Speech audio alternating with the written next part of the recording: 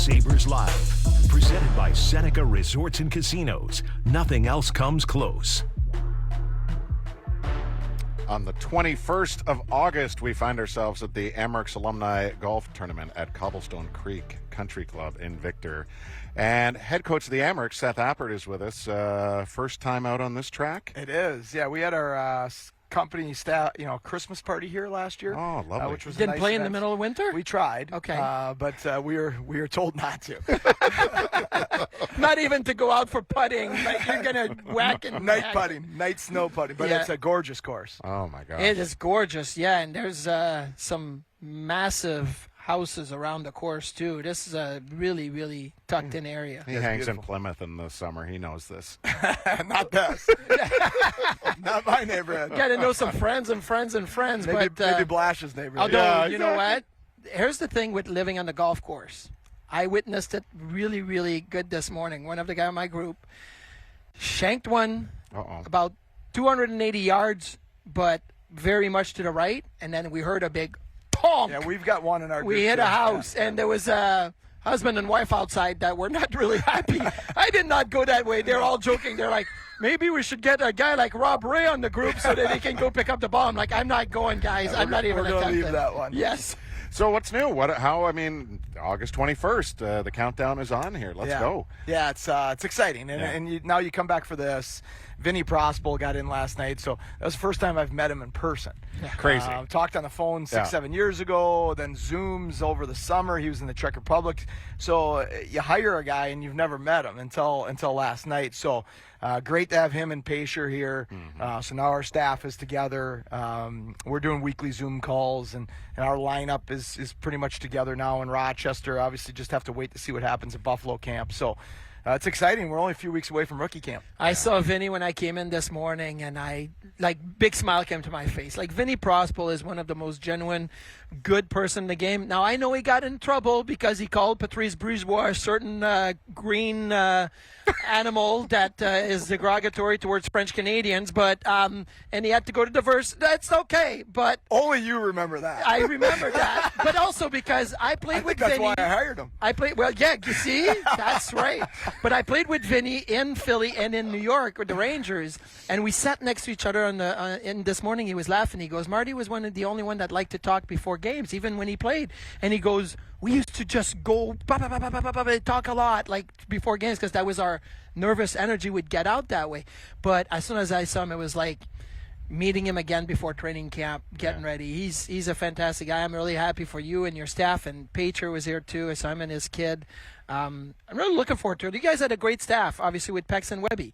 But things happen. You move on, and then you open doors for other people. So, what about you? Like, evolving over these years, and now seeing your crew developing.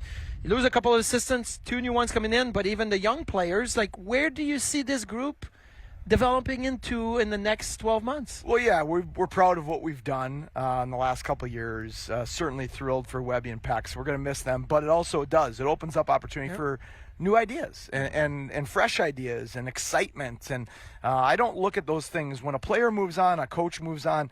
To me, especially in the American League, or when I was in college with national program, that's my job, is to help develop people to further their careers as players and as coaches. So I looked at this as a positive, not a negative situation.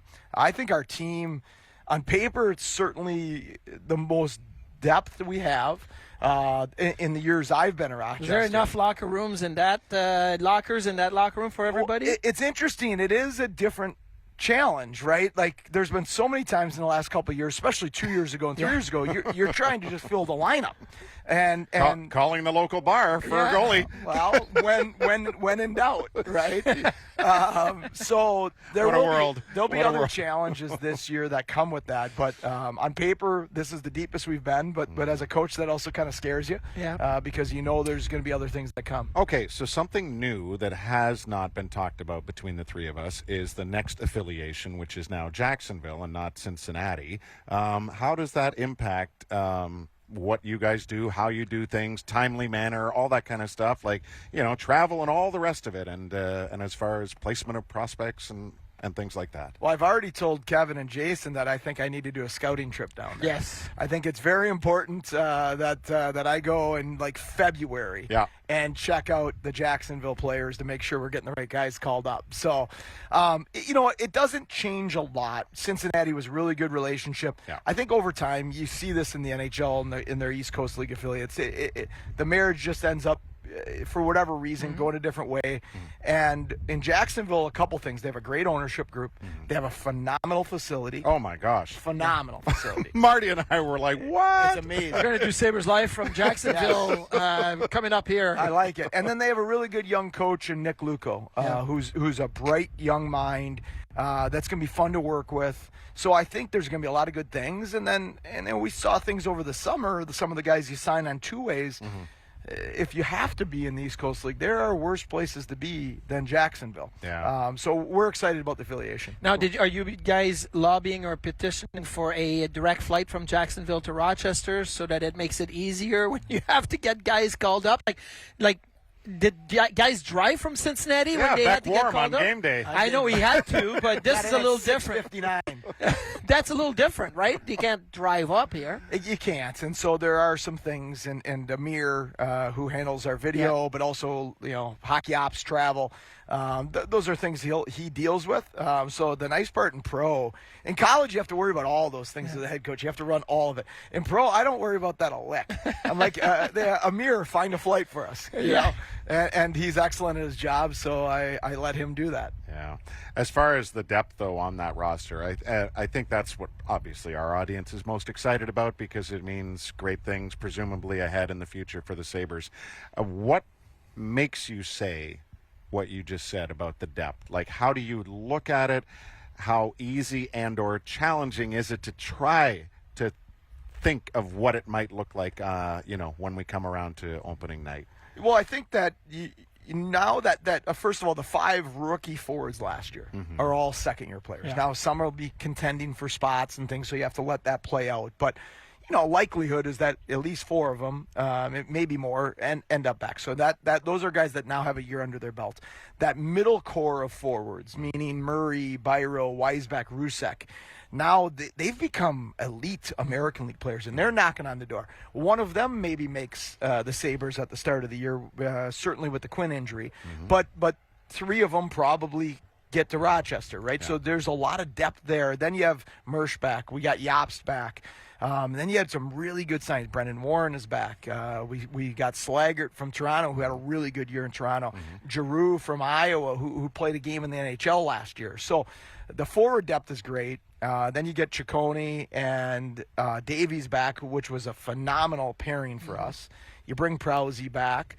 You add Johnson in, you add Novikov in, you get Metsa back, like the depth, and then right now, in the goaltending situation has to play out in Buffalo too, but our goaltending depth is also very strong. So we're excited about what we have, and I think that you also acknowledge the guys you lost. Like we're going to really miss Larry Pilot. We're going to really miss Sean Malone, amongst others. But those guys were heart and soul guys that really bled Amerks. Excited for the opportunities they earned. And I think what it does show is when you win in the American League, people get rewarded. Yep. Webby and Peck's got assistant jobs in the NHL. Yep. Other guys are going to get opportunities in the NHL. A ton of guys got a lot of money in Europe. And those are good things for the young players to realize that winning They still does don't help. know how to say Lawrence Pilot in Syracuse. They still will call him Pilite until they just... The guy had one of the best Game 5 of all. He scores the overtime game-winning goal, and they announce the goal scored by Lawrence Pilite. I think our 1,500 fans there that night remember. They knew, yeah. The name. The amount of people I run into that tell me, like even Saturday night at the ballpark, season ticket holder of the Amerks, I was at every single one of the home game, and I went to half of the road game. Oh, I was there Game 5 in Syracuse. I was there too. Like, there's so many people that were there that night. It was awesome. You talk about the depth. Forwards, you have a lot of prospects that are like in the NHL. Yeah. On the back end, it's more older veterans that are more AHL type guys. How does the balance work? Like, you want everybody to get a shot, but how does the balance work for a coach to know that, well, we have a lot of good NHL prospect up front, and on the back end, it's more steady older guys? Well, I think if you're going to be older in one of the two positions, defense is the spot to be older. That add some maturity, to have Proud, to have Davies, to have Saccone, guys like that back there is really important. But we do have some younger guys now. Novikov will be a first-year guy. Johnson will be a first-year guy. It's funny, it doesn't feel like Johnson's first-year guy because we've had him in our organization so long, but this will be his first year of pro hockey. And then Metsa and Jandrik are rookies, even though they had a taste of it last year. So I think there's a good blend on the blue line. Clegg is back in our organization. Now, does he make Buffalo? Does he get to us? Those things have to play their way out. But what I really like on the D core, we know what Ethan Prow is. He's one of the best defensemen in the American Hockey League. But I thought that Davies and Saccone, the way they played for us the last 25 games in the playoffs, like Jeremy Davies really started to establish himself as an elite AHL defenseman and a guy that's knocking on the door of getting back to the NHL. We're excited that now in his second year, can he start a little bit where he left off, because he played so good for us at the end of that season. And with the trade on the weekend of Lyubushkin, obviously Davies and Clegg will be looking at that opportunity. We went 40 minutes without mentioning that. Well, we buried the lead? apologies to Ilya, but you knew we were going to keep talking about RJ. That was just that was one thing we were undoubtedly going to do. But yeah, it's the reality, and I think everybody was expecting at least a move, and maybe there might be more here before the camp rolls around. One thing I wanted to ask when you were going through the depth. Justin Richards is an interesting guy. Like, I thought he was pretty darn good with Cleveland last year. So as much as you move off of Malone and you're able to keep Yops, where does Richards fit in all of this? He's a darn good hockey player. He was a captain of a national championship team at Duluth. Character's off the charts. He's a coach's son. He's Todd's son. So he plays an honest, hard game with skill. He got a little crack in the NHL last year, so he's a potential call-up option for the Sabres from a depth perspective. But especially in our division, we play those teams so much. You get a really good feel of other players. And all I knew every night playing Cleveland was Richards is really hard to play against. And it's funny, he when we talked this summer, and Jason felt that way, and our pro scouts, Jeremiah Crow, felt that way. And then, when I talked to Richards is like, I hated playing against you guys. You guys were fast and hard to play against. And I'm like, well, I hated coaching against you because he was hard to play against. So I think he's a really good depth at, and he's young. He's only a 98 birth year, and we've shown, I think, in the last few years that guys that are in that range, they still have upward trajectory in their career, and we're thinking the same with him. Are we, finally over, because you talk about 25-year-olds, but they had to deal with the pandemic and everybody kind of slowed down at that age. If you were between a 98 and a 2000 birth year, that hit at 20 to 22, that was hard. Are we over that now, in development? Are you seeing the college guys that are now caught up and the minor pro guys have caught up to where the development is?